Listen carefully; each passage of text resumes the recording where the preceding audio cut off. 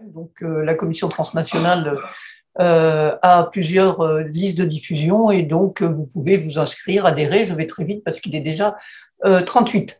Et donc, n'hésitez pas à nous contacter. Nous faisons des visioconférences et nous faisons aussi des communiqués, des interventions, etc., etc., etc.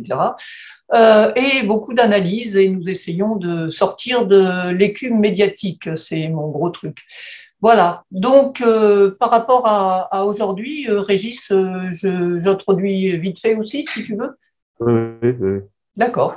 Donc, ce que je voulais dire, mais très rapidement, c'est que depuis des années, les ONG et nous-mêmes, on connaît bien les catastrophes sociales et environnementales que produisent donc les accords de libre-échange dont vont nous parler les intervenants, ou plutôt je crois que c'est Nicolas, et puis aussi les conséquences de l'évasion fiscale, là ce sera plus Lison, ainsi que les mensonges de la dette, oh mon Dieu, depuis tant de temps, et de l'aide au développement. Mais il nous a semblé donc qu'il fallait absolument faire le bilan de cette mandature sur ces différents sujets.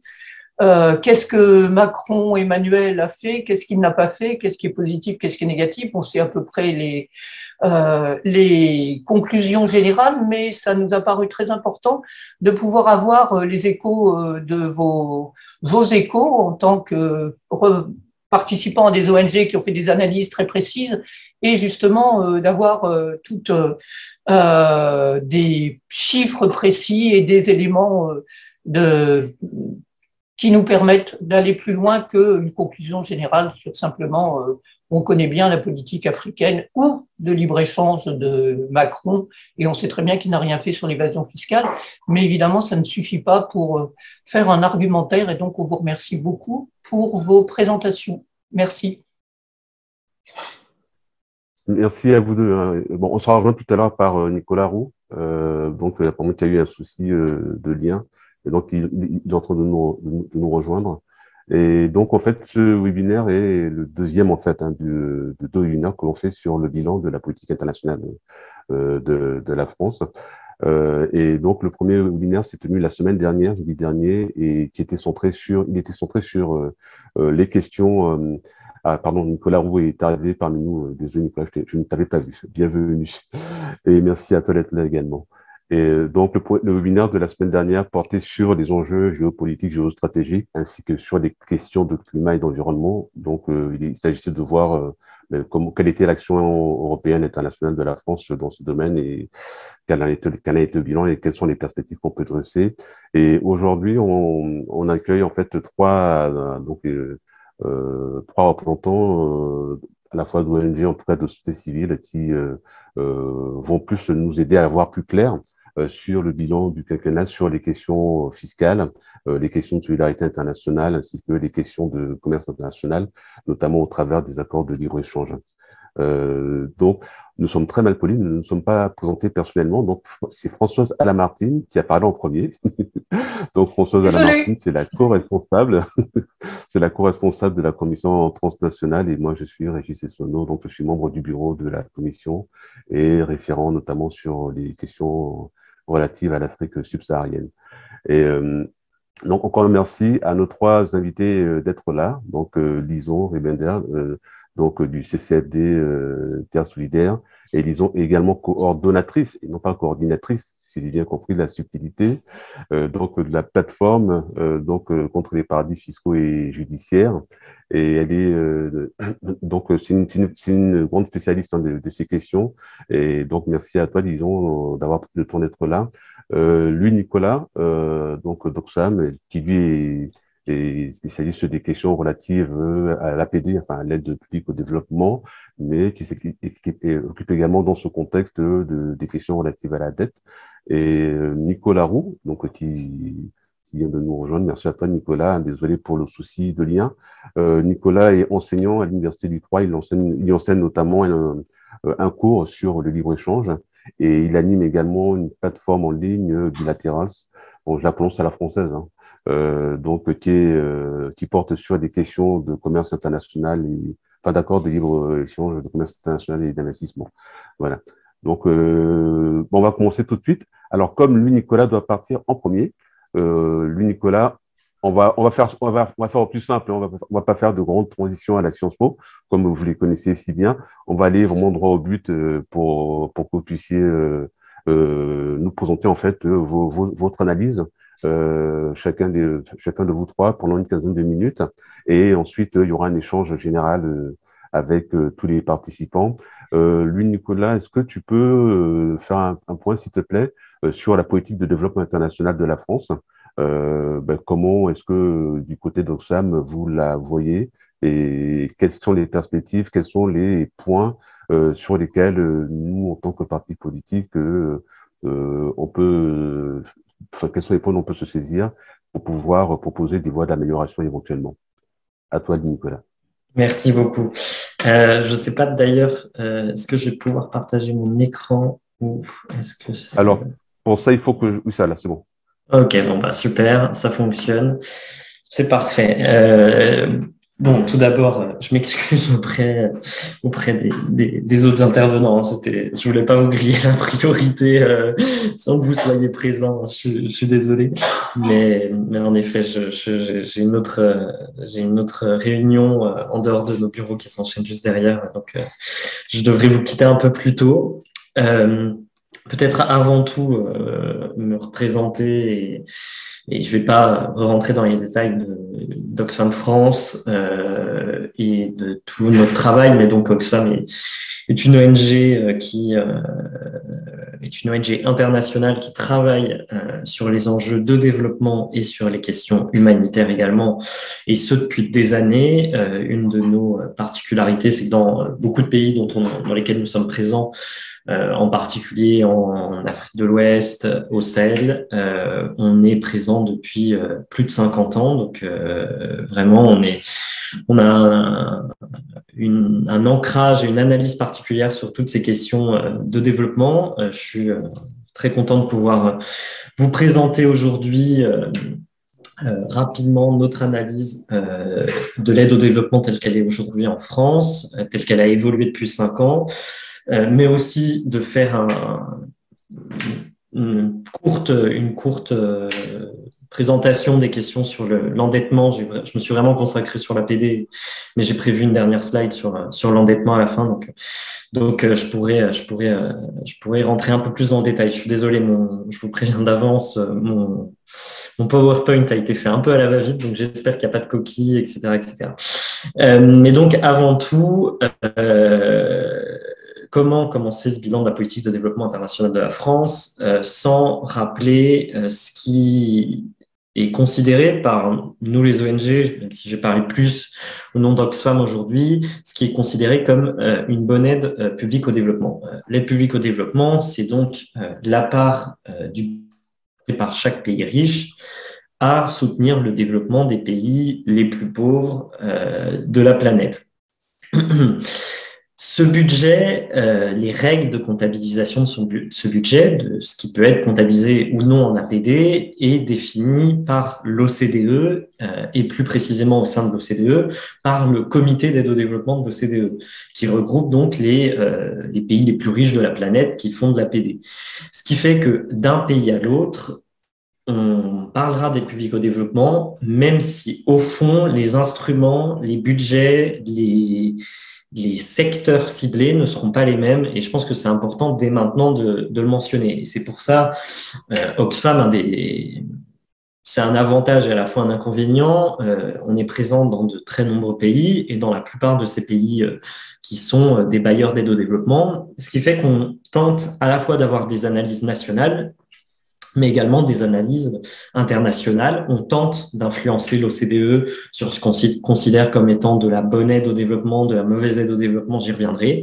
Et on produit beaucoup de rapports qui sont destinés, on va dire, à la communauté internationale et qui pour autant peuvent avoir une analyse nationale. Et c'est pour ça qu'avant tout, je tenais à mettre cette première capture d'écran d'un rapport qu'on a publié il y a de ça 2 ans, 2 ans et demi, qui s'appelle Droit au but. Et l'objectif de ce rapport, et j'y reviendrai de même, c'était vraiment de dépeindre pour nous quels étaient les bons leviers pour mettre en place une aide au développement qui parviendrait réellement à lutter contre les inégalités mondiales, que ce soit des inégalités géographiques nord-sud, que ce soit des inégalités nationales au sein des pays en développement, que ce soit des inégalités de genre, etc., etc. Et dans ce rapport, on a c'est vraiment notre rapport cadre sur ces questions et on a tenté d'avoir une approche plus pédagogique ou tout du moins plus pertinente qu'un rapport habituel de recherche. On a défini 10 règles d'or pour réduire les inégalités par l'aide au développement.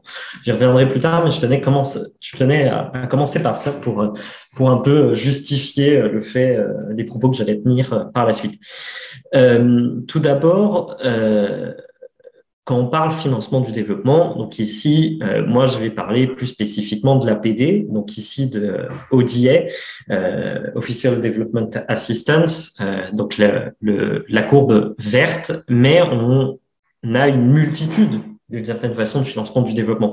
C'est pour ça que l'expression même de financement du développement, personnellement, je l'aime pas trop et je pense qu'il faudrait mieux parler des financements des pays en développement plutôt que du financement du développement de manière assez large. Parce que on a également toutes les questions d'investissement direct à l'étranger, mais j'imagine que mes collègues y reviendront. On a les questions de la dette, on a les questions du transfert de fonds des migrants dans leur pays d'origine, etc., etc. Et mon premier point, c'est peut-être me tirer une balle dans mon propos que de commencer par ça, mais c'est de montrer que l'APD, au final, c'est pas un budget si conséquent actuellement. Dans l'univers des financements du développement, l'APD est primordiale, mais pour autant, on n'est pas sur une somme gigantesque. C'est grosso modo 150 milliards par an de financement considéré comme de l'APD. On le verra par la suite. Nous, on pense évidemment que c'est pas suffisant et qu'il faudrait faire bien plus. Mais voilà, c'est 150 milliards par an et c'est une des pierres des financements du développement de manière un peu plus large. Pour avoir rapidement à la fois un focus international, j'ai mis ce premier rectangle au-dessus qui, d'une certaine façon, montre quels sont les principaux bailleurs internationaux d'aide au développement et pourquoi est-ce qu'en France, le sujet de l'APD est aussi primordial. C'est que on est parmi les principaux bailleurs d'aide au développement dans le monde. On est 5e bailleur en termes de volume. Donc, on n'est vraiment pas un acteur négligeable sur la question. On a un poids dans les institutions internationales sur cette question et on a un poids financier qui s'explique de plein de raisons différentes, mais aussi dans certaines zones géographiques, on est plus présent que dans d'autres, certaines spécialités françaises que n'auront pas certains autres pays, etc., etc. Aujourd'hui, la France, en 2020, le budget d'aide au développement de la France, c'était environ 12,5 milliards. C'est un budget qui augmente. Malheureusement, vous le verrez, souvent on a des chiffres avec 1-2 ans de retard, voire un peu plus, parce qu'en fait, les données officielles de l'aide au développement, on a toujours ce délai d'environ 2 ans, qui peut être un peu plus en fonction des thématiques. Donc, voilà. Première analyse, cette fois-ci plus dans le bilan d'Emmanuel Macron, ou tout du moins dans le bilan du quinquennat qui est en train de s'achever. Il faut reconnaître une première chose, c'est que, et vous le voyez sur le graphique en dessous, c'est que l'aide au développement a augmenté, à la fois en volume, mais aussi le ratio de l'aide au développement par rapport à la richesse nationale a augmenté. Ça s'explique de différentes façons. On a connu un creux très important suite à la crise de 2008 et ensuite à la crise de la zone euro.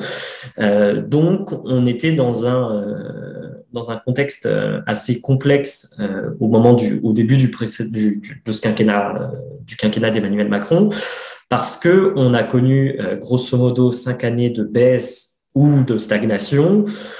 Et c'était donc une situation où il fallait remettre les questions d'aide au développement sur la scène et affirmer comme quoi une hausse des budgets était nécessaire.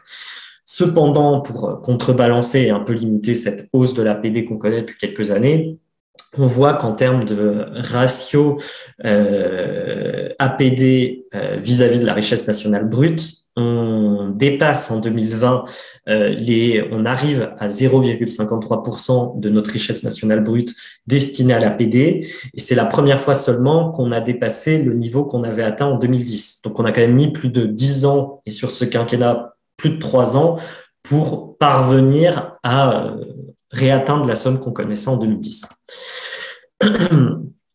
Ce graphique, moi, ça me permet aussi de placer un peu la France dans les débats. Comme je vous le disais, en termes de volume, on est le 5e plus gros bailleur.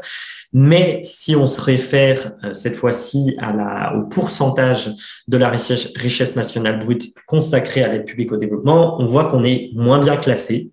Vous le voyez sur ce graphique. Cependant, la hausse récente de notre aide publique au développement nous permet d'être au-dessus de la moyenne des pays membres du comité d'aide au développement de l'OCDE, mais on est en dessous de 0,7% de la richesse nationale brute consacrée à l'APD. Cette cible des 0,7% est en fait une cible qui a été adoptée aux Nations Unies en 1970 et c'est une cible qui les pays riches étaient engagés à consacrer 0,7% de leur richesse au développement des pays les plus pauvres. Ça fait 50 ans, même plus de 50 ans, et on voit qu'on n'a toujours pas atteint. Pourtant, certains pays l'ont atteint, et là, on est sur un des premiers grands combats que je mentionnerai un peu plus loin. Avant tout, c'est un peu particulier pour moi de faire cet exercice, mais il faut reconnaître que le quinquennat qui s'achève sur cette question spécifique de l'aide au développement a été plutôt positif. Au sein d'Oxfam, je pense que vous pouvez demander à mes collègues, il n'y aura pas une infinité de sujets où on tiendrait ce genre de propos, mais sur la question d'aide publique au développement, c'est une réalité. On a un certain nombre de points positifs à reconnaître. Tout d'abord, on a eu, lors de ce quinquennat, l'adoption d'une loi de programmation qui s'appelle la loi d'orientation et de programmation relative au développement solidaire et à la lutte contre les inégalités mondiales. Il y avait d'ores et déjà eu une loi qui était censée cadrer notre aide publique au développement en 2014. C'était la révision de cette loi de 2014. Cependant, c'est la toute première fois que cette loi s'accompagne d'une réelle programmation. Aujourd'hui, on sait qu'en 2025, l'APD française atteindra les 0,7%. Et donc, ce quinquennat a aussi permis, et avant même son élection, Emmanuel Macron s'était engagé en ce sens, a permis de relancer la trajectoire d'aide publique au développement en hausse. Emmanuel Macron, avant son élection, s'était engagé à ce que l'APD atteigne les 0,55% du revenu national brut. Ce sera fait de toute évidence cette année. Et donc là-dessus, on peut reconnaître une certaine réussite qui est aussi conséquence je pense, du travail des ONG, en particulier l'inscription de cette cible des 0,7 en 2025. Initialement, le gouvernement n'était pas pour, mais on a réussi à influencer pour vraiment avancer ce sujet, donc plutôt positif. Comme je le disais, ce quinquennat s'inscrit à la suite de 2 quinquennats qui ont été compliqués pour l'aide publique au développement. Je n'y reviens pas et je pourrais vous donner plus de détails si vous le souhaitez. Mais un autre point qui est important à signaler, qui est un peu moins concret, mais sur les questions de solidarité internationale qui sont importantes de mettre en évidence aujourd'hui, c'est que Emmanuel Macron a été assez actif sur la scène internationale et nationale sur cette thématique, que ce soit par les différents sommets internationaux qu'on a accueillis ou qu'on a créés, que ce soit sur le Forum sur la paix, que ce soit le Forum Génération Inégalité de 2021, que ce soit les One Planet Summit, même si souvent ça a été surtout des occasions de discussion, de communication et d'affichage politique, au moins ça a eu le mérite d'être actif sur la scène internationale alors qu'on était dans un contexte pas forcément simple avec initialement un Donald Trump qui marquait un renfermement sur soi et une tentation qui était présente dans beaucoup de ces pays. Et donc, la toute dernière question, le tout dernier point, et qui à mon sens est le plus important sur les points positifs à reconnaître, c'est que l'aide publique au développement est redevenue une priorité de la politique étrangère de la France. Il faut être très franc, c'était plus le cas, même s'il y avait un ministère du développement sur le quinquennat précédent. là, pour la première fois, le président de la République a régulièrement pris la parole là-dessus, le ministre également. Il n'y a pas eu la volonté de dissimuler la loi de lutte contre les inégalités mondiales. Il n'y a pas eu la volonté de dissimuler la hausse du budget, alors que pourtant on n'était pas forcément dans des contextes simples économiquement d'un point de vue en ce qui concerne le budget national. Donc, c'est pour moi un des points très importants à souligner et sur lequel il faut inciter les candidats, et tous les candidats à la présidentielle actuellement, de bien dire l'aide au développement est une priorité de notre politique internationale et il faut qu'elle le reste. Cependant, pour les points un peu plus négatifs, je vais un peu accélérer parce que je vois que je prends du temps, on a en effet une APD en hausse, mais à quel prix? C'est ce que j'indique. Aujourd'hui, en fait, il y a énormément de choses qui sont comptabilisées en aide publique au développement. Et on voit que dans ces grandes masses, on a du don, donc du don aux pays les plus pauvres. On a du prêt, grosso modo au même niveau. On a les autres programmes du budget de l'État qui sont comptabilisés en aide publique au développement. Et là, c'est un vrai sujet problématique parce qu'on a les bourses des étudiants étrangers, par exemple, qui sont comptabilisées en APD. Aujourd'hui, les étudiants chinois qui viennent étudier en France, c'est comptabilisé en APD. On a l'aide aux réfugiés. Évidemment, nous, on ne remet pas en cause. Bien au contraire, on pense qu'il faut faire plus et mieux pour l'accueil des réfugiés. Pour autant, on remet en cause le fait que c'est comptabilisé en APD. Parce qu'en fait, la France se met à comptabiliser de plus en plus des sommes en aide publique au développement qui ne quittent même pas son territoire. Aujourd'hui, la France est le premier bénéficiaire de sa propre aide au développement. Et ça fait partie de ces sujets qui, nous, on considère qu'en fait, ça ne devrait pas être comptabilisant en aide publique au développement. On voit aussi sur ce graphique les questions de traitement de la dette. Aujourd'hui, quand la France annule la dette d'un pays en développement, elle le comptabilise en APD. Ce qui veut dire que d'une certaine façon, elle comptabilise 2 fois en APD la somme qu'elle a prêtée, puis quand elle annulera la somme, elle la comptabilise à nouveau. Et de plus, on peut considérer que se donner le beau rôle lorsqu'on annule une dette est absolument déconnecté parce que d'une certaine façon, c'est nous-mêmes qui avons provoqué l'endettement du pays et de se présenter en preux chevalier à ce moment-là ne semble pas forcément des plus logiques. Et c'est d'ailleurs là-dessus, pour moi, aujourd'hui, le problème fondamental de notre aide publique au développement, au-delà de tous les points positifs que j'ai mentionnés, le problème fondamental aujourd'hui, c'est qu'on a une aide au développement qui est principalement sous forme de prêts. Aujourd'hui, la France est le 3e pire pays quand on parle du ratio prêt-don. Seuls le Japon et la Corée du Sud prêtent plus que nous en aide au développement que nous. Et cette question du prêt est très problématique parce que, tout d'abord, certains pays font 100% de dons et ça paraît logique en fait que pour soutenir les pays les plus pauvres, il faut faire du don. Enfin, c'est de la logique même d'une certaine façon. Quand un contribuable fait un don à une association, il donne l'argent. Il veut pas de remboursement sur son don quelques années après.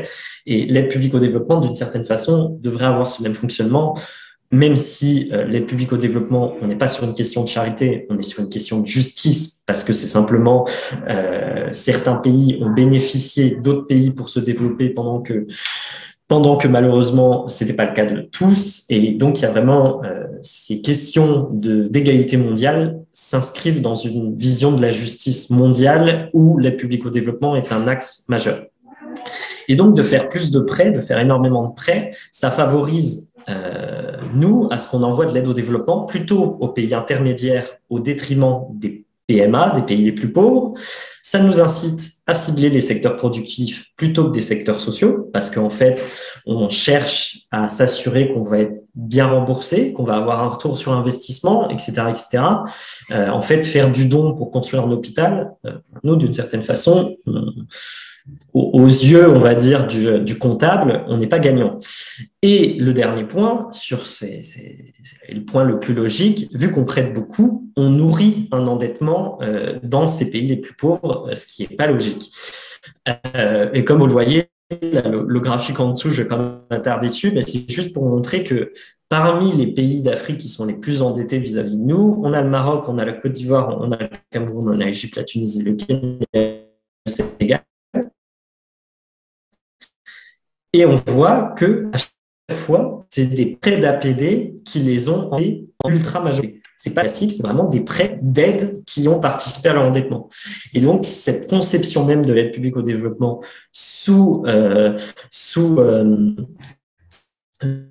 via des prêts est particulièrement négative, que je mentionnais juste avant.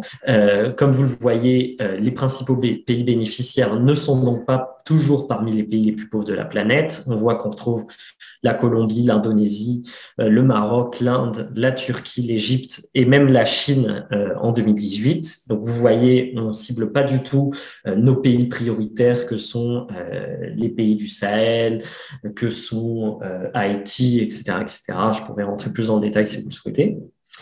Et dernier graphique qui illustre également ce point, je suis désolé, il est en anglais, mais comme vous le voyez, en fait, en rouge, ce sont les pays les moins avancés selon le terme consacré par la Banque mondiale. Et en fait, on voit que la part consacrée aux pays les moins avancés ne bouge pas, voire réduit depuis quelques années. Et c'est vraiment la conception même de notre aide au développement qui explique cela, où vis-à-vis des pays intermédiaires qui, d'une certaine façon, je ne dis pas qu'ils n'ont pas besoin d'aide publique au développement, mais en soi, on n'est pas face aux défis sociaux, on n'est pas face aux difficultés à atteindre les objectifs du développement durable par rapport aux autres pays les plus pauvres. Et aussi, on voit un autre gros défaut sur ce graphique de l'aide publique au développement française, mais aussi plus largement, c'est ça reste particulièrement opaque. Toutes les questions liées à l'aide publique au développement, où là, on voit qu'il y a quasiment un huitième de notre aide au développement qui est unlocated, qui est, voilà, on ne sait pas où elle va, elle sert à financer des fonds multilatéraux, elle sert à rester sur notre territoire, mais concrètement, on a du mal à flécher notre propre aide publique au développement. Et c'est Nicolas, oui. Est-ce que tu peux avoir fini dans 3 minutes, s'il te plaît? Oui, je conclue là, parfait. Et le tout dernier point que je souhaitais donc mentionner, c'était justement ce que je vous disais, comme quoi on a tendance à favoriser plutôt les secteurs productifs, les grandes infrastructures, plutôt que les questions purement sociales, que ce soit la santé, l'éducation, la protection sociale ou même l'agriculture. Et vous le voyez sur les deux graphiques que je vous montre, en fait, on voit que par exemple la santé, ça ne dépasse pas les 8% de notre aide publique au développement. On est dans une période de pandémie catastrophique et aujourd'hui, on fait 8% de santé dans l'entièreté de notre aide publique au développement, alors que la santé devrait, et d'ailleurs, un secteur prioritaire affiché de notre aide publique au développement. Sur la droite, je ne vais pas rentrer dans le détail, mais donc c'est les 10 règles d'or que je vous mentionnais en introduction. Il y a à la fois les questions de hausse de budget, les questions de ne pas investir trop dans des partenariats publics-privés, les questions de cibler plus les PMA, les questions évidemment de prioriser l'égalité femmes-hommes. Bref, je vous transmettrai la présentation. Et enfin, un tout dernier point, plus de contexte, financement du développement, mais que je souhaitais évoquer. Et je sais que pour le coup, Europe Écologie Les Verts sont parmi les partis politiques les plus à jour sur cette question. C'est évidemment le défi de l'endettement dans les pays du Sud. Je vais au-delà de l'APD en disant ça. Tous les économistes le savaient qu'on allait faire face à une nouvelle crise de l'endettement. On la voyait plutôt arriver d'ici 2025, étant donné le pic des remboursements. La pandémie a fait que cette crise de surendettement est d'ores et déjà là. Malheureusement, le sujet a eu un peu de succès dans les médias, donc il y a eu quelques prises de position politique. Depuis, ça a complètement décliné. Sauf que, comme vous le voyez, aujourd'hui, c'est un réel sujet. On voit que c'est vraiment l'endettement vis-à-vis du secteur privé qui a explosé et c'est le grand défi des années à venir sur le financement du développement. Je vais m'arrêter là. Merci beaucoup.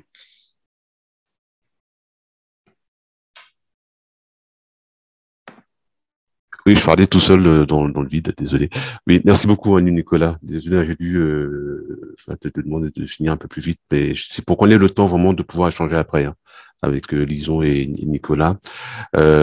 Donc, du coup, moi, juste pour rebondir sur ta dernière slide, Bon, je sais que ce soit toi ou Lison, enfin via le CCFD, la plateforme d'aide et développement, etc. Vous avez pas mal réagi à ce sujet. Hein. Il y a eu beaucoup d'annonces du président de la République. Je me rappelle notamment d'une annonce en avril 2020 et plus d'autres qui ont suivi après avec le G7, enfin le G20, pardon. Bon, beaucoup de choses qui ont été dites et en acte pas grand-chose. Donc, je pense que ce serait bien qu'on revienne sur ce point durant la discussion. Lison. Euh,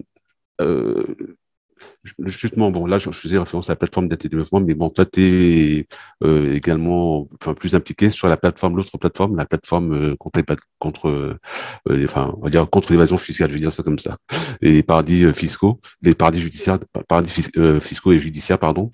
Et donc, la question de la fiscalité, elle n'était pas très sexy ces dernières années, mais l'un des avantages, l'un des intérêts finalement de la Covid, c'est d'avoir œuvré à mettre ça enfin, à l'agenda public, en tout cas du grand public, et notamment avec la question des GAFAM, etc. Enfin, la question des GAFAM, c'était une question parmi d'autres. Du coup, est-ce que tu peux nous faire un peu le bilan de tout ça, des initiatives françaises sur la question, sur vraiment, enfin, sur les règles en discussion pour réguler la fiscalité internationale des entreprises, pour également pallier les failles des systèmes fiscaux, etc. Enfin voilà, grosso modo, où en sont les discussions sur la taxation, notamment des multinationales et contre les paradis fiscaux. Disons, à toi. Merci beaucoup, Régis, et merci à toutes et tous pour l'invitation. Donc, je suis Lison Rebinder, je travaille pour le CCFD Terre Solidaire, qui est une ONG de solidarité internationale, et je suis spécialiste des questions de fraude et d'évasion fiscale. J'ai la chance, comme tu le disais, Régis, de coordonner la plateforme paradis fiscaux et judiciaires qui rassemble les principales organisations de la société civile, ONG, syndicats, mouvements sociaux qui travaillent sur les questions de lutte contre la fraude et l'évasion fiscale. Là, je vais vous présenter le bilan du CCFD et notamment les mesures à adopter, les perspectives pour ces prochaines années sur les questions d'évasion fiscale. Un rapide mot d'introduction pour rappeler que les pratiques d'évasion fiscale, elles sont aujourd'hui vraiment au cœur de notre système économique. On a 40% des bénéfices des entreprises multinationales qui sont localisés dans les paradis fiscaux. Donc 40%, c'est quand même une part très importante de leurs bénéfices.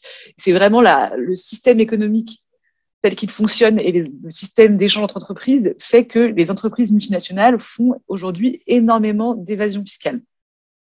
Ce qui cause des pertes pour les budgets des États qui sont très importants et pour les budgets des pays du Sud, les budgets des pays en développement, encore plus que pour les pays riches, alors que ce sont des États qui ont davantage encore besoin de pouvoir financer leurs politiques publiques, leurs services publics.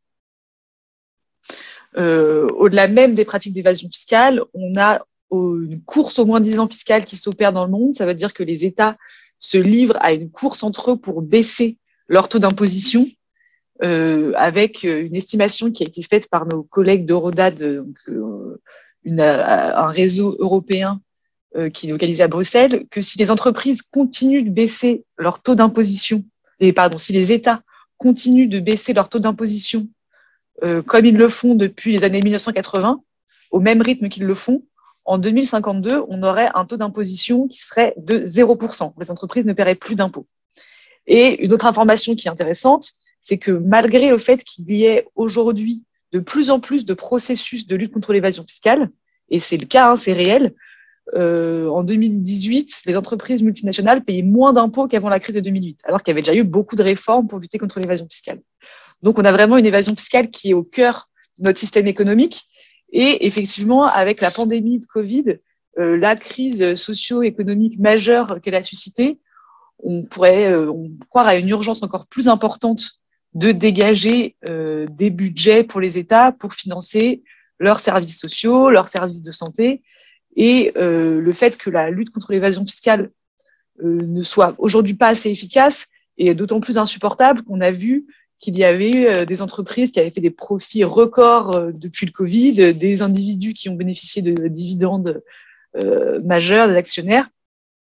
Malgré tout ça, on a aujourd'hui une lutte contre l'évasion fiscale qui pâtit d'un manque d'ambition pour avoir des mesures qui sont réellement efficaces. Et on est vraiment sur un enjeu de comment atteindre des véritables solutions. l'action du gouvernement d'Emmanuel Macron a été assez représentative de ça. C'est qu'aujourd'hui, les mesures parcellaires pour lutter contre l'évasion fiscale ne fonctionnent pas. Les mesures qui ne traitent pas le problème à la racine.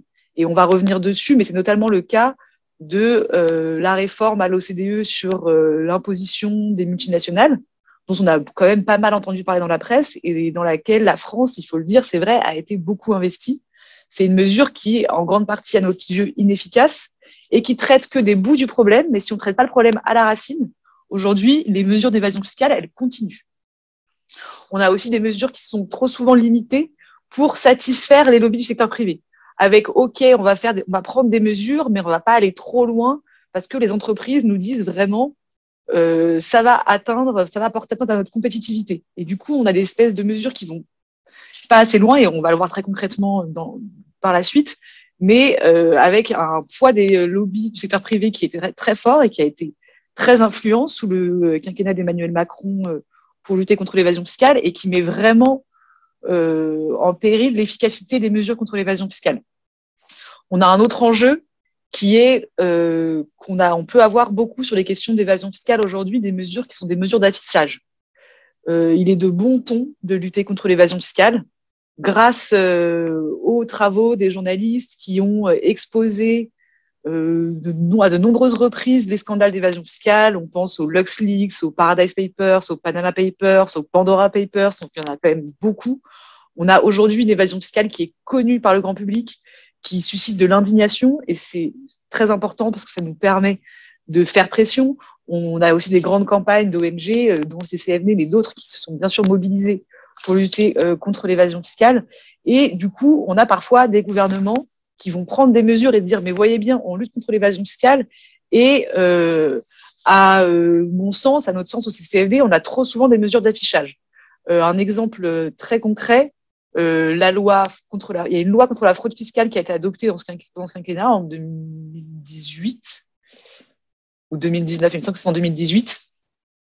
Et dans cette loi, il y avait le fait de renforcer la liste des paradis fiscaux. La liste française des paradis fiscaux qui a du coup été complétée par la liste européenne des paradis fiscaux. Au CCFD Terre Solidaire, on est vraiment très critique de cette liste. On n'est pas très convaincu par le principe des listes en général, mais la liste des paradis fiscaux, la liste européenne des paradis fiscaux, elle a comme première mesure que les paradis fiscaux européens ne peuvent pas être listés dessus. Or, les paradis fiscaux européens sont aujourd'hui le Luxembourg, l'Irlande, les Pays-Bas, parmi les plus nocifs et les plus impactants, les plus dangereux pour l'économie mondiale. Et la liste européenne des paradis fiscaux ne peut pas contenir ces paradis fiscaux. Par contre, elle cible certains pays, certains petits pays, et la France, en 2019, a complété sa liste en rajoutant des pays, en rajoutant la liste française des paradis fiscaux.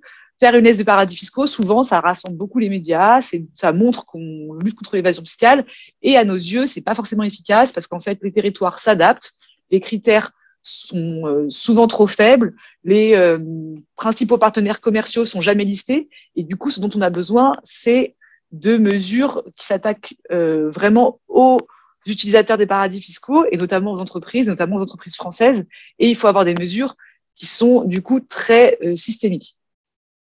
Un exemple aussi rapide sur cette loi contre la fraude fiscale, il y a eu une avancée qu'il faut reconnaître, qui est l'aménagement du verrou de Bercy. Le verrou de Bercy, c'était une spécificité française qui faisait que c'était l'administration fiscale qui décidait si elle communiquait au parquet ou pas les cas de fraudeurs fiscaux. Le verrou de Bercy, il a été aménagé, mais dans le même temps, la France, le gouvernement français a étendu la possibilité de faire des transactions pénales aux cas de fraude fiscale. Ça veut dire que les entreprises qui sont frauduleuses, qui ont fait de la fraude fiscale, peuvent bénéficier d'une transaction pénale en signant une convention avec le parquet où elles reconnaissent, où elles acceptent de payer une amende, mais elles ne subissent pas un procès et elles ne sont pas reconnues coupables. Il n'y a pas de reconnaissance de culpabilité.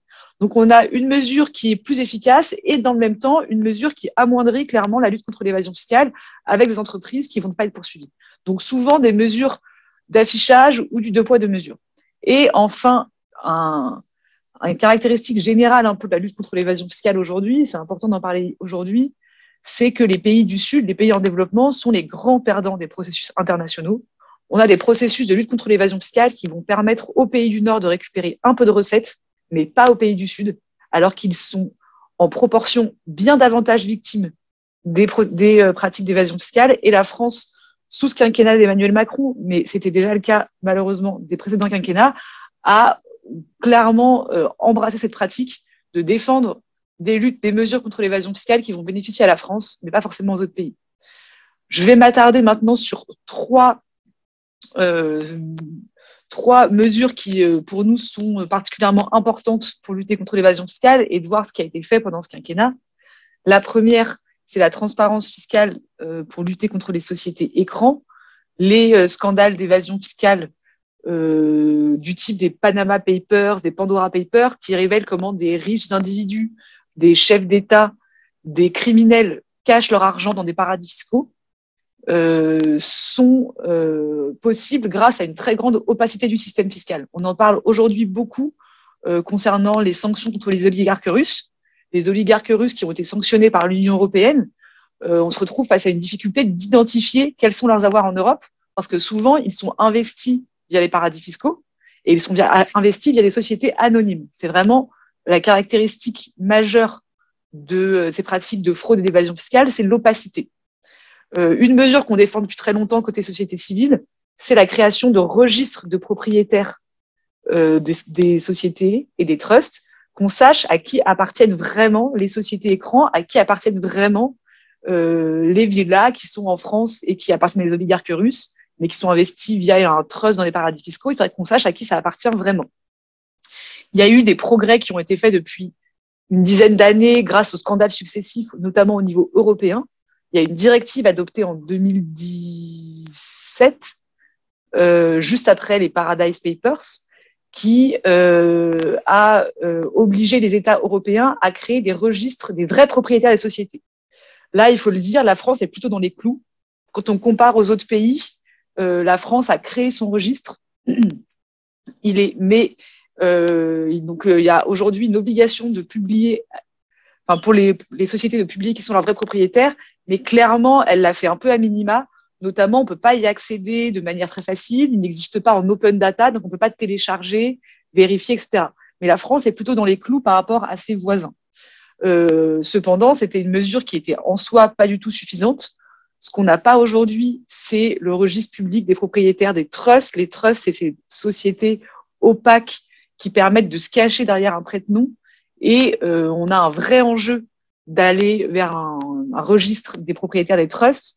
Et on va avoir une discussion à ce sujet dans les prochains mois au niveau européen, avec une 6e directive anti-blanchiment dont on espère qu'elle va pouvoir créer un vrai registre des propriétaires des trusts. Et là, on va voir ce que va faire la France, qui a été pendant longtemps plutôt une championne de la transparence et qui a été qui a fait des choses dans les clous, mais qui a été plutôt timide ces dernières années. Un autre sujet qui est à nos yeux très important, et là malheureusement la France s'est illustrée dans le mauvais sens du terme pendant ce quinquennat, c'est la transparence fiscale des multinationales. La transparence fiscale des multinationales, c'est une mesure clé. Il faut qu'on sache combien d'impôts payent les entreprises dans tous les pays où elles opèrent. Aujourd'hui, malgré tous les scandales fiscaux à répétition, on ne sait pas combien d'impôts payent les entreprises du CAC 40 en France et on ne peut pas comparer ces impôts payés à leurs activités pour savoir si les impôts payés correspondent à des activités réelles qui ont réellement lieu sur le territoire ou s'il y a des bénéfices déclarés dans des paradis fiscaux, mais en fait, il n'y a pas d'usine, il n'y a pas de salariés. En fait, c'est que pour de l'évasion fiscale. Ça, c'est une mesure clé, c'est une mesure phare défendue par la société civile, par les ONG de la plateforme paradis fiscaux, par le CCFD depuis une dizaine d'années. On a une directive qui a été discutée depuis 2016.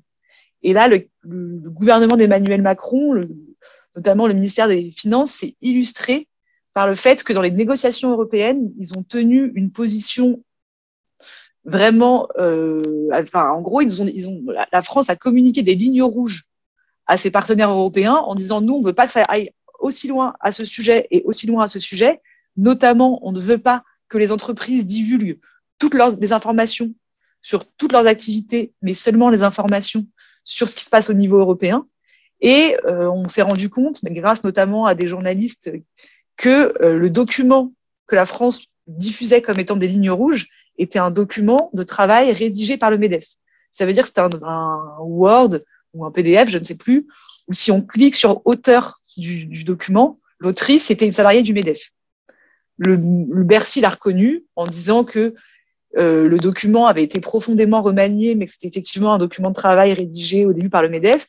Mais en fait, à la fin, on a une directive qui a été adoptée, qui, à notre sens, est vraiment inefficace, puisque les entreprises vont publier de l'information pour ce qu'elles font en Europe, ce qu'elles font dans certains paradis fiscaux listés par l'Union européenne, mais on n'aura pas le schéma global. Or, il suffit d'une filiale dans un paradis fiscal pour faire de l'évasion fiscale. Et là, clairement, on a eu une action de la France qui a conduit à oui, on a une mesure, et la France dit mais regardez, on a une mesure, et dans les médias, on a beaucoup vu, mais la transparence fiscale progresse. Et en fait, la France a contribué en faisant un double jeu à restreindre l'efficacité de cette mesure en s'alignant très clairement sur les positions du secteur privé. Et une priorité pour nous, c'est que cette directive, elle soit révisée au plus tôt.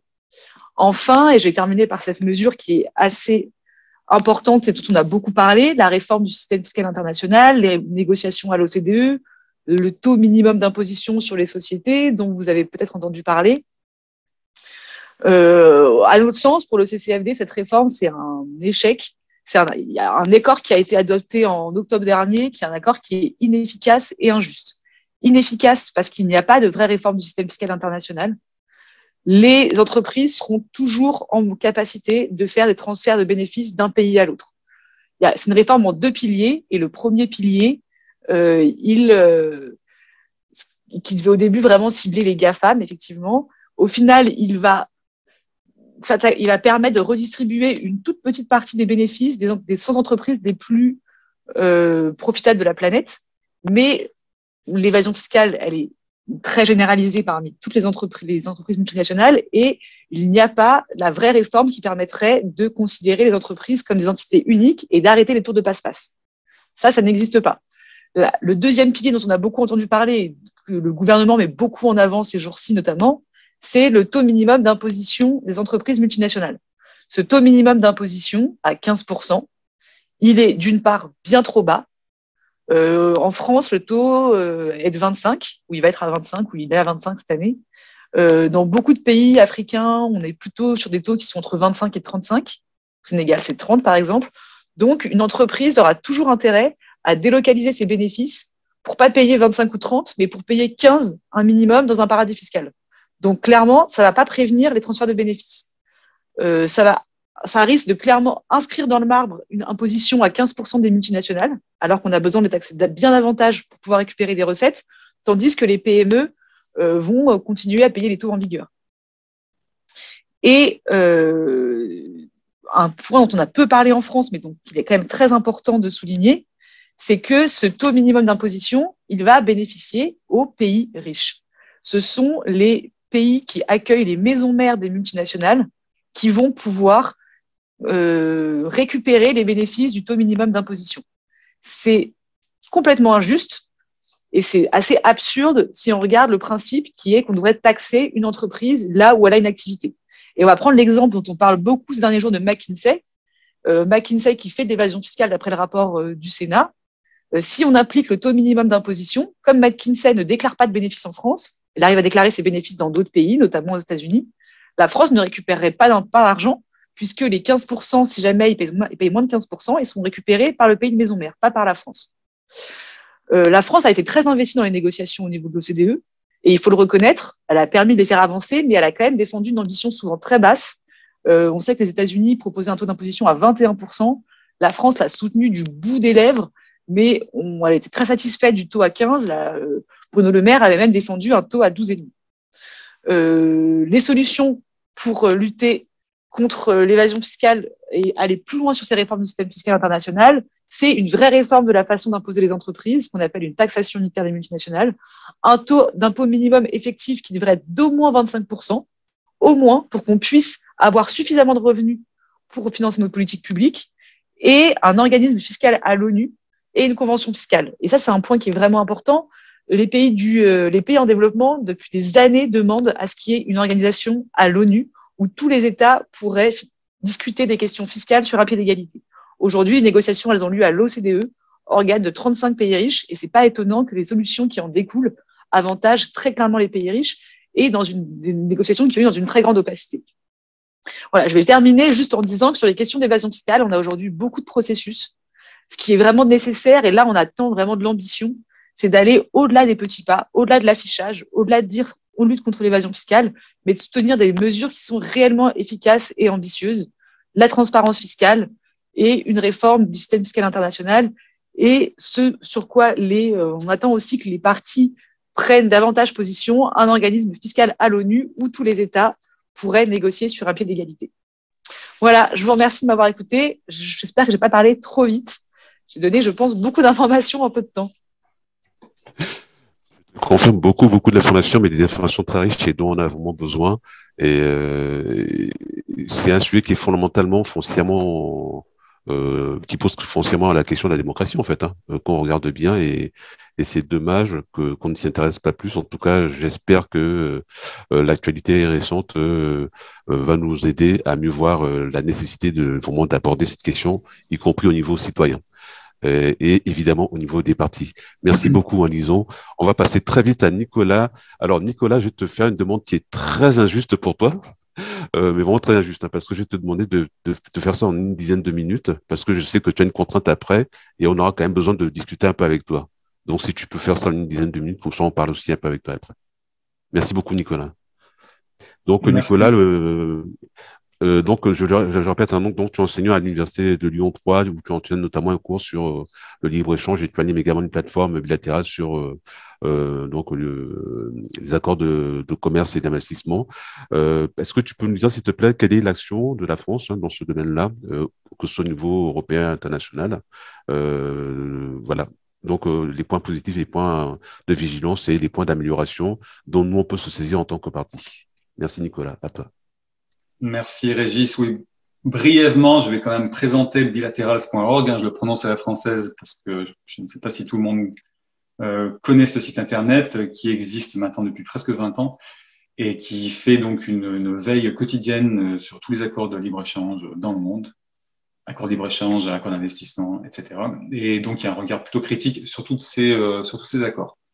Donc voilà. Alors sur la politique le bilan, on va dire, d'Emmanuel Macron, enfin de la présidence Macron et du quinquennat Macron, je vais y arriver. Alors je vais pas avoir beaucoup de points positifs à mettre en avant. On a eu un départ quand même qui était dans la lignée de ce qu'on a eu avant, un peu le business as usual, comme on dit en anglais. Donc on maintient un peu la routine des affaires habituelles, pour petit à petit aller vers un semblant de protectionnisme, on va dire, mais qui n'a en fait rien remis en cause à la politique commerciale internationale de la France et de l'Union européenne, parce que il faut aussi préciser que la politique commerciale internationale, c'est de la compétence de l'Union européenne et pas seulement de la France. Donc pourquoi le commerce international, c'est quelque chose d'important?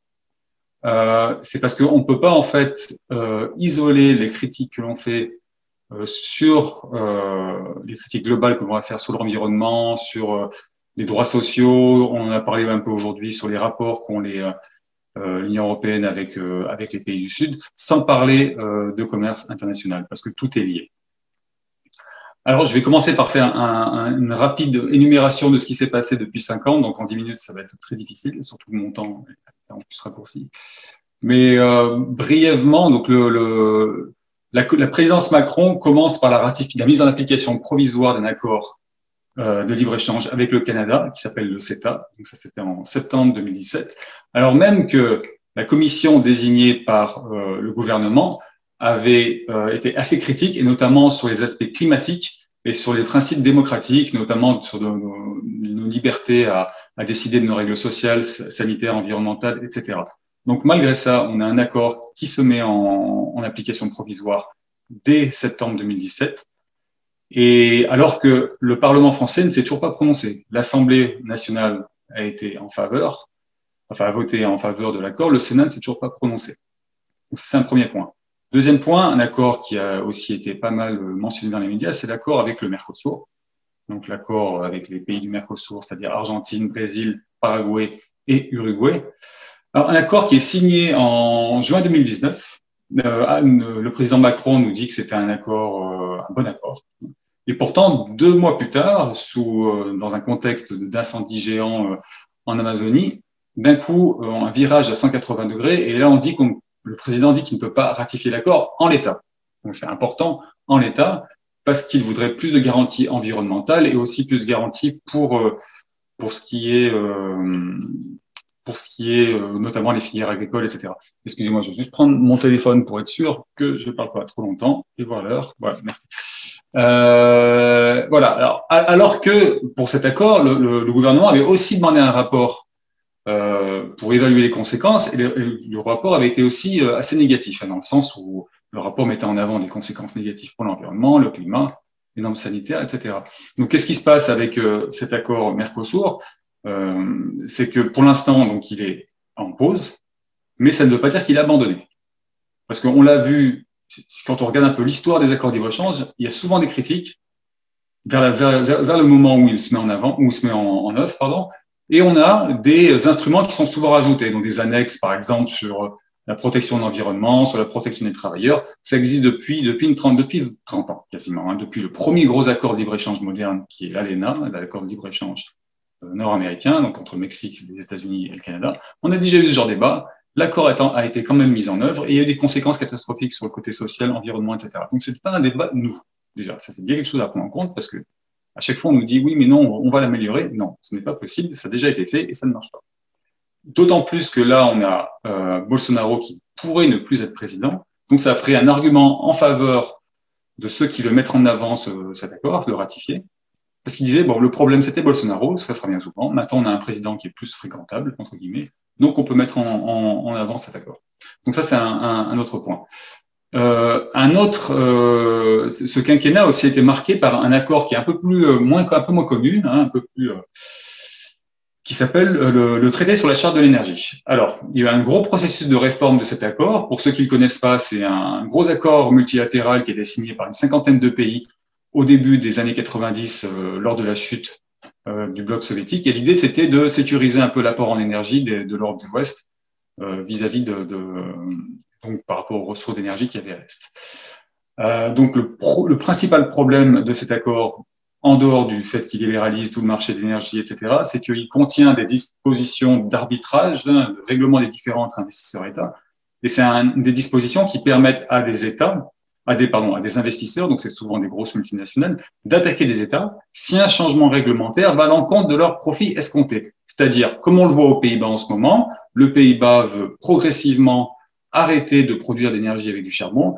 Il va se faire attaquer, le Pays-Bas a été attaqué devant un de ces tribunaux arbitraux par des compagnies donc qui exploitent des centrales électriques à charbon.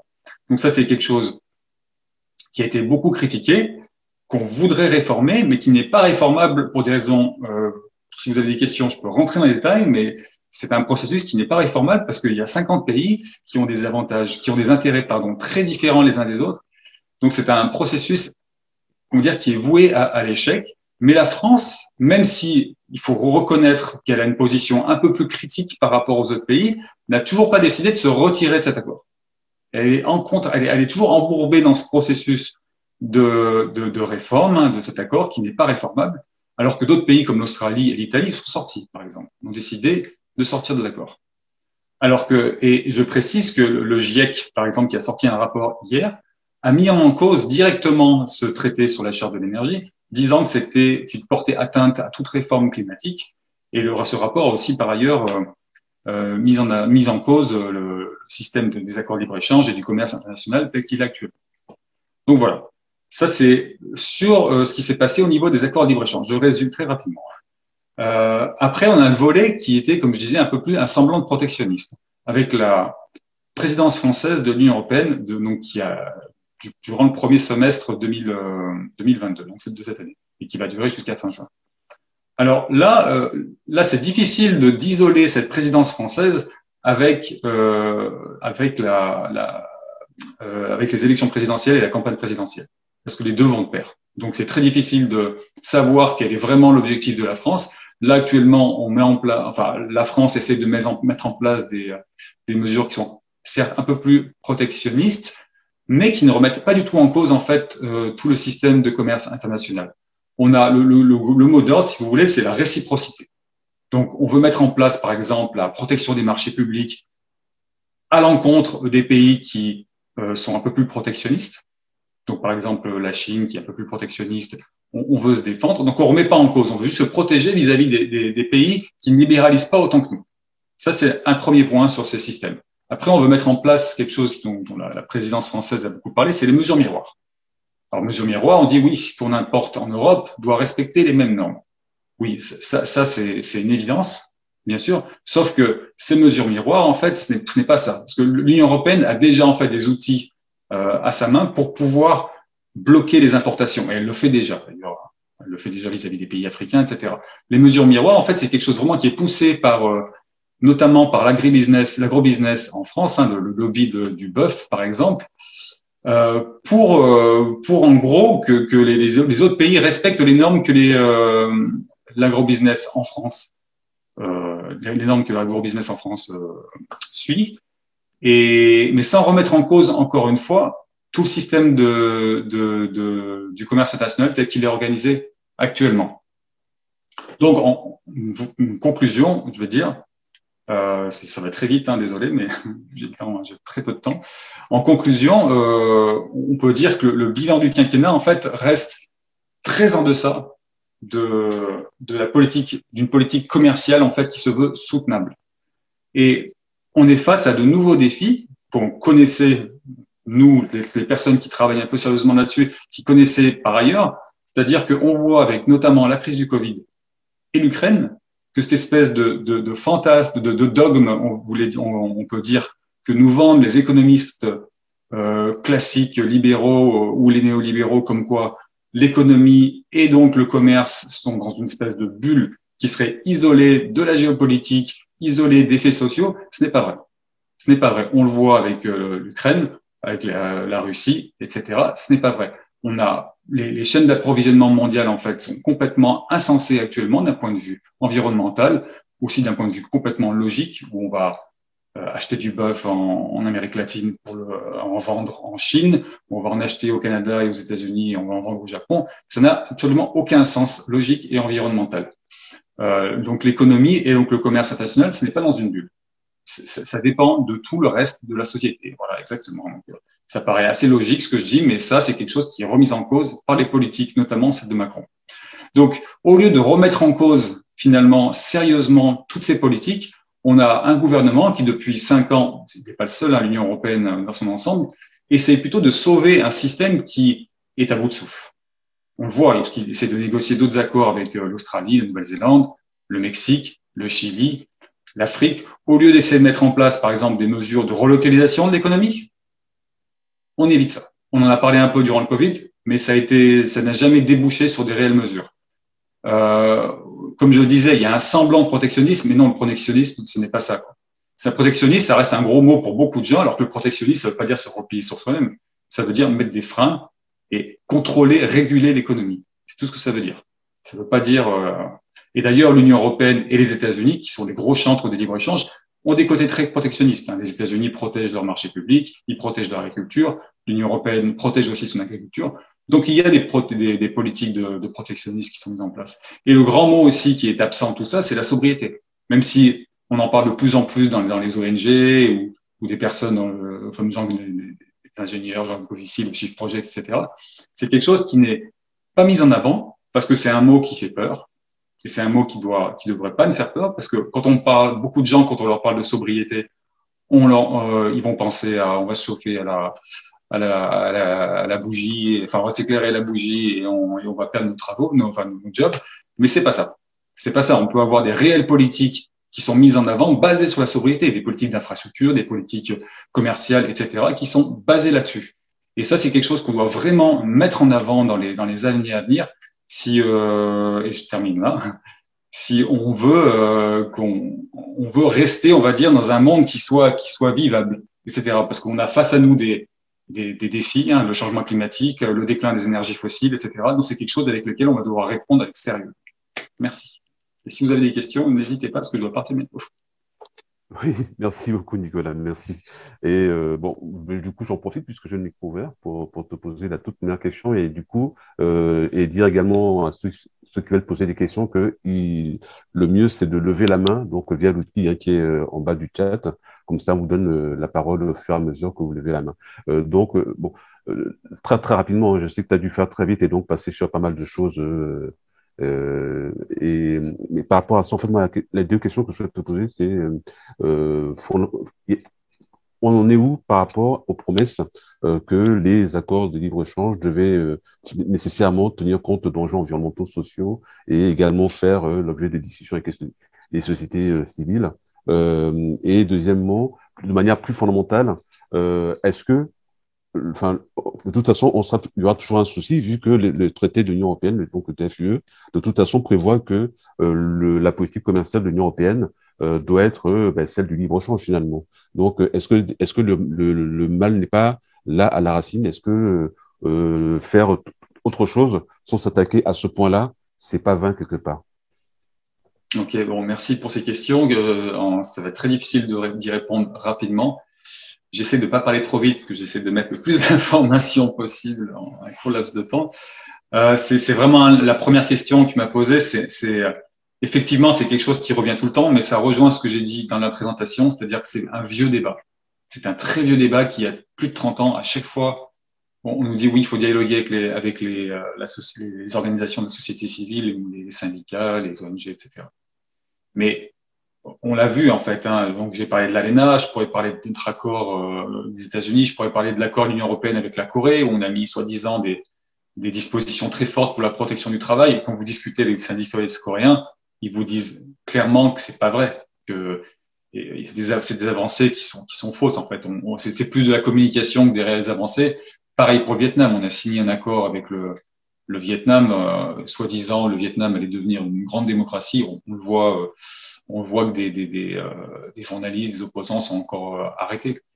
Donc, il y a la question, c'est pourquoi en fait on signe encore des accords de ce type en nous vendant l'idée qu'en incluant, en mettant des petites dispositions sur la protection des travailleurs ou sur la protection de l'environnement, ça va marcher. C'est pas vrai en fait. C'est tout un système qu'il faut revoir. Et il faut juste simplement, c'est facile à dire, mais il faut arrêter de signer des accords de libre-échange et de rester dans cette logique. En fait, vous pouvez pas prendre quelque chose, si vous voulez, qui a été créé par un certain système économique pour mettre en œuvre certaines valeurs économiques qui sont celles donc du néolibéralisme et transformer ces outils en quelque chose de positif. C'est juste pas possible. Et sur la deuxième question, c'était, je sais plus. Sur le TFUE, donc, qui spécifie que la politique commerciale de l'Union européenne doit favoriser donc le Ah oui, libre-échange. oui, oui, donc c'est pour ça que c'est quelque Donc, chose est-ce que qui c'est doit pas là être le fait. nœud du problème, en fait? Non, mais c'est quelque chose qui doit être fait, bien sûr, au niveau européen. La France ne peut pas le faire toute seule. Mais c'est quelque chose aussi qu'on doit mettre en avant auprès de nos partenaires, ce qui n'est pas le cas actuellement. Donc déjà, je dis, c'est très compliqué, hein, tout ça. Hein. Enfin, comme tous ceux dont on parle aujourd'hui, hein, c'est très compliqué de mettre en œuvre des réformes sérieuses. Mais déjà, la France a quand même une certaine voix au niveau de l'Union européenne. Commencer par convaincre nos partenaires européens qu'il y a un autre modèle possible, ça peut être un début. Merci beaucoup, Nicolas. Alors, Régis, je il y a vois trois trois questions, questions. oui. Donc, oui, oui. Donc, il y a trois questions. Donc, Jérôme, Christine, Francine. Alors, s'il vous plaît, je vous en conjure, posez des questions très brèves parce que Nicolas, mais également lui, Nicolas, doivent partir assez vite. Donc, posez-leur vos questions de manière concise pour qu'ils aient le temps de vous répondre, s'il vous plaît. Jérôme, tu peux activer ton micro, hein, Jérôme. Ah oui, c'est bon. Bonjour. Bon, mais merci pour ce table ronde. Euh, J'aurais une question pour Nicolas. Je voulais savoir en fait pourquoi est-ce que ça traînait au Sénat en France, la ratification du CETA? Première question. Et deuxième question, j'ai eu connaissance d'un audit d'experts de la Commission européenne en sécurité alimentaire qui ont montré que, en fait, sur place au Canada, hein, pour le CETA, que les bases de données des exploitants agricoles n'étaient pas fiables et que, grosso modo, je fais vite, on pouvait se retrouver éventuellement avec de la viande aux hormones dans nos assiettes en France et en Europe. Qu'est-ce qu'on en pense? Est-ce qu'on a des moyens techniques, effectivement, aux frontières pour contrôler ce type de produit? C'est la même question aussi pour le saumon transgénique qui est autorisé au Canada et qui est interdit en France. Et après, j'aurai une question pour Lison, mais peut-être tout à l'heure. Oui, merci. Alors pour le Sénat, c'est une très bonne question. Je sais pas. Voilà, ce qu'on se dit, mais c'est purement entre collègues, que vu que la majorité n'est pas favorable au gouvernement, il y a des chances que le Sénat vote contre le CETA en fait. Donc c'est pour ça qu'il n'a pas été mis à l'ordre du jour depuis 3 ans, 4 ans, enfin 5 ans même, on va dire. Enfin non, le vote à l'Assemblée nationale a eu en 2019, donc ça fait 3 ans qu'il n'a pas été mis à l'ordre du jour. Pourquoi? Je ne sais pas. Alors, on peut seulement émettre des conjectures, mais je ne sais pas. Et l'autre question sur le bœuf aux hormones, c'est pas bon. En théorie, on a des contrôles, hein, donc en théorie, on peut contrôler et interdire les denrées qui respectent pas les normes européennes. Après, il y a toujours, bien sûr, des fraudes. On n'en est pas notre premier scandale au niveau sanitaire. Mais en théorie, non. En théorie, non. On ne pourrait pas avoir ce genre de denrées en Europe, selon la loi. Après, voilà, il peut y avoir des fraudes. Merci.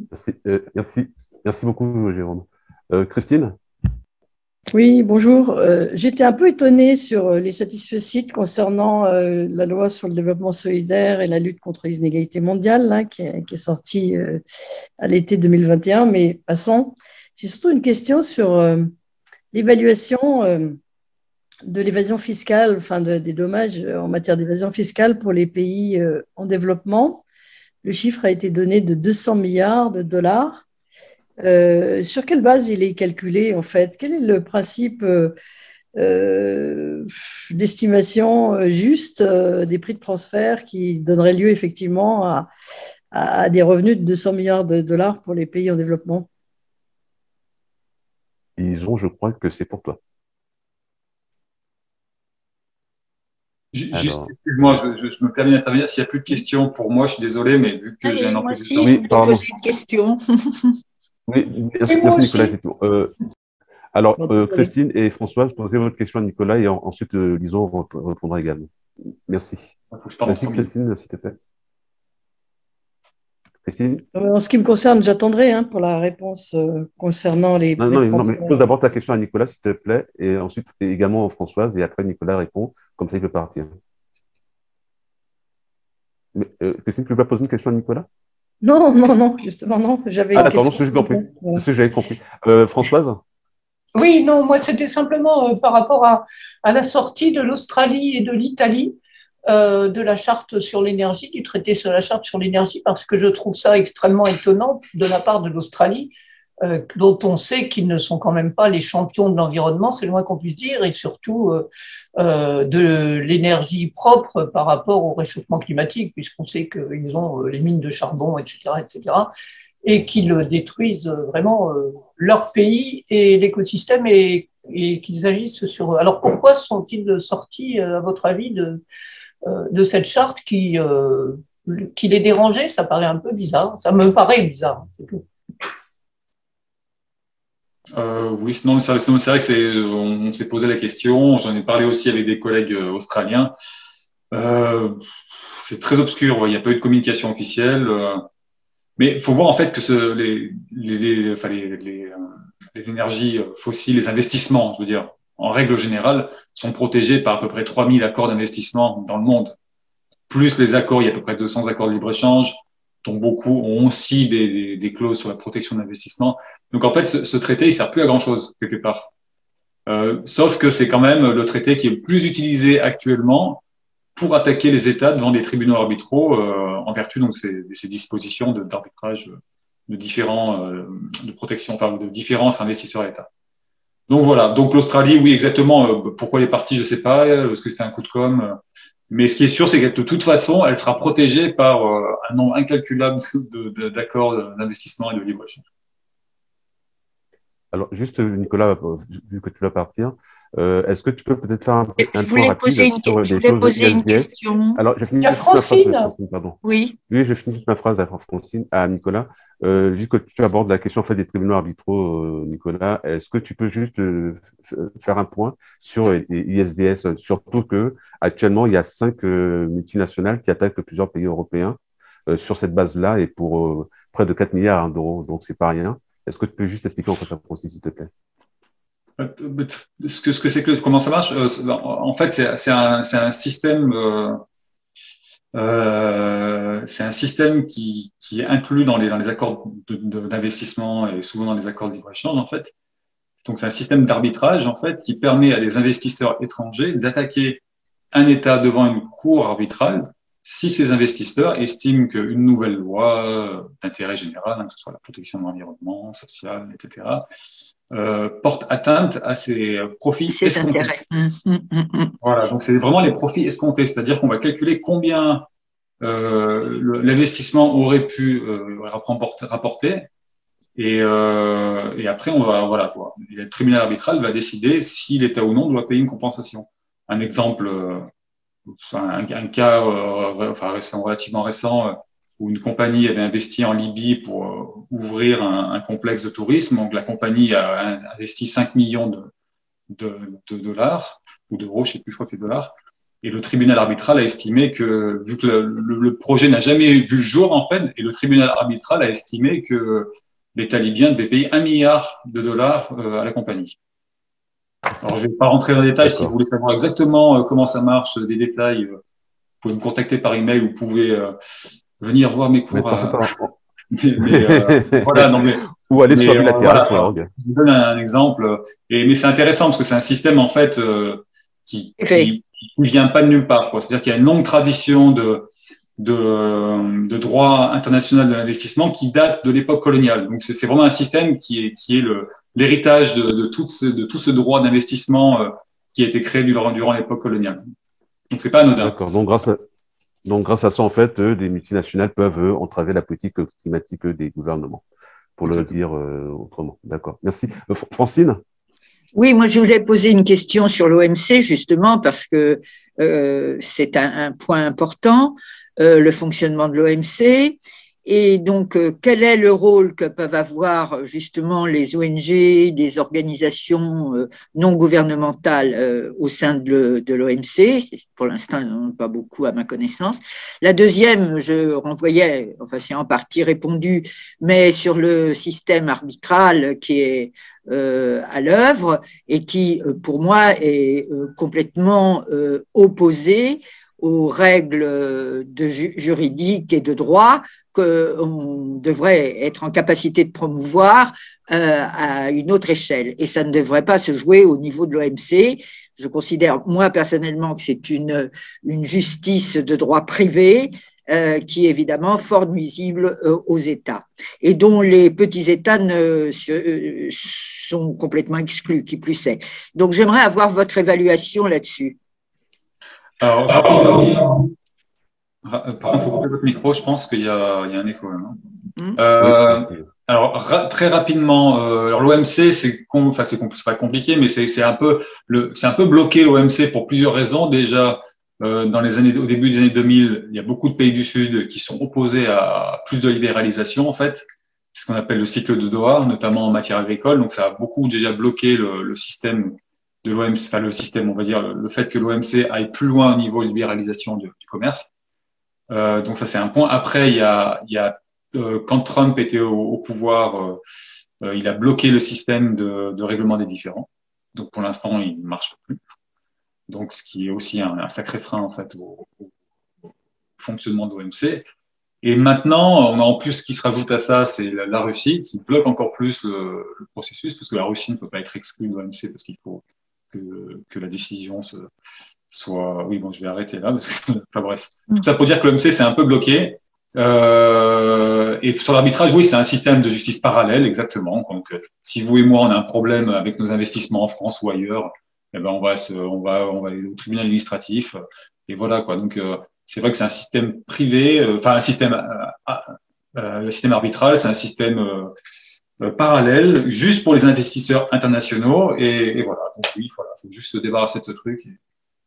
Et s'ils sont pas contents, les investisseurs, il y a des tribunaux qui marchent très bien aussi. Hein. Voilà. Merci beaucoup, Nicolas, Voilà. d'être. Vous laissez parce que les autres veulent peut-être répondre à des questions. Et voilà, moi, tout à fait, tout à fait, tout à fait. En fait, il y a deux questions à Lison. Il y en a une qui a été posée, l'autre qui n'a pas encore été posée. Jérôme, est-ce que tu peux poser ta question à Lison maintenant, comme ça? Elle répond aux deux questions en même temps. Ah, euh, ton micro, il faut le réactiver. Oui, ok, c'est bon. Oui, je voulais simplement savoir si on pouvait avoir une source fiable qui nous donne le montant de la fraude fiscale pour la France, fraude et évasion illégale. Hein. Parce que moi, je reste toujours sur ce chiffre de 80 milliards d'euros à peu près par an qui est donné par un syndicat des finances publiques, syndicat solidaire. Et de temps en temps, j'entends 300 milliards ou moins que 80. Enfin bref, comment est-ce qu'on peut s'y retrouver par rapport à ça? Merci. Merci beaucoup, Jérôme. Lison, tu as Oui, les deux questions, Lison? merci. Oui, tout à fait. Je suis désolée, je dois vous quitter à 14h05, mais du coup, je vais répondre parce qu'en plus, les deux questions se rejoignent. Les questions des estimations sont compliquées parce qu'aujourd'hui, il y a peu de données disponibles. C'est aussi pour ça qu'on demande la transparence sur les questions d'évasion fiscale, les questions des pratiques fiscales des entreprises. On n'a pas plein de données publiques ouvertes. Pour autant, il y a quand même des données de plus en plus qui sont rendues, c'est pas forcément accessible au grand public, mais accessible notamment aux États et du coup aux instituts de recherche. L'étude du FMI de 2015, j'ai pas les données sous les yeux. Il me semble qu'elle doit s'appuyer sur les données OCDE, des reportings. Enfin, en tout cas, il y a des données accessibles. Les estimations du syndicat solidaire finances publiques qui sont de 60 à 80 milliards sur les questions de fraude et d'évasion fiscale, pas seulement des entreprises, mais aussi de fraude des individus, sont parfois remises en cause. Mais en fait, il y a à la fois, par exemple, un chercheur comme Gabriel Zuckman qui prend des données mais hyper à très grande échelle et solidaires qui partent plus de leur expérience et qui font des corrélations à partir de là, se rejoignent en fait. Donc 680 milliards, c'est une estimation qui est solide, mais on a aujourd'hui un vrai manque d'accès à l'information pour avoir des données officielles reprises par tout le monde, etc. Mais après, c'est un argument qu'il faut renvoyer. Ce sont des estimations et on voudrait bien avoir des données sûres, mais elles ne sont pas accessibles. Il faut que les États rendent publiques ces informations et c'est ce qu'on leur demande de faire et que souvent elles se refusent de faire. Voilà. Ouais. Simple, efficace et voilà. Merci beaucoup, Lison. Encore merci à tous les deux. Hein. Je sais que vous vous êtes restés plus longtemps que prévu. Et merci d'avoir pris le temps de. Oui, du coup, je suis désolée de partir aussi vite. Non, mais on est prévenu, donc il n'y a pas de souci. Il n'y a pas de souci. Et du coup, j'en profite pour vous remercier de l'invitation. Et oui, n'hésitez pas si vous avez des questions précises, je ferai de mon mieux pour y répondre. On n'hésitera pas, t'en fais pas. Merci, on recommencera. On vous réinvitera. Merci beaucoup. Mais en fait, par rapport en fait à ces questions, en fait, ça c'est un message vraiment à vous trois et à tout le monde. Hein, c'est que pour nous, c'est une première discussion. Mais le but, c'est aussi qu'on puisse s'emparer de ces sujets de manière plus approfondie et qu'on puisse s'en nourrir et avancer. Donc, on n'hésitera pas à revenir vers vous pour des débats, des discussions plus approfondies dans un futur très proche. En tout cas, merci d'avoir pris sur votre temps du midi. C'est pas simple. Merci. Et voilà. Merci bonne beaucoup. Journée, bon après-midi, à bientôt. Très bonne journée et bonne réunion en tout cas. Merci encore, disons. Merci Nicolas. Je ne sais pas si Nicolas, a le temps de répondre à une question, parce que je crois qu'il y a. Je ne sais pas si c'était. Christine, c'est une question que tu posais à Nicolas tout à l'heure ou pas? Ou c'était juste une remarque comme ça que tu faisais? Bon, non, apparemment, c'était une remarque. Écoutez, voilà. Donc, comme je disais tout à l'heure, c'est vraiment une première rencontre. Hein. C'était vraiment pour mettre en avant ces points qui, malheureusement, dans le débat grand public, ne sont pas toujours aussi présents qu'ils le mériteraient. Et donc, nous, en tant que parti, c'est clair que bon, ce sont des questions sur lesquelles on travaille déjà depuis des années, mais c'est aussi important de faire le suivi régulièrement, comme le disait au début de la réunion Françoise, d'avoir ces échanges régulièrement avec la société civile, avec les ONG, pour voir où en sont les discussions, les réflexions, et que nous aussi, ça nous permette d'avancer dans les nôtres et pouvoir traduire ça ensuite en action, en réflexion politique. Voilà, donc c'est un début, c'est pas du tout une fin, loin s'en faut. Et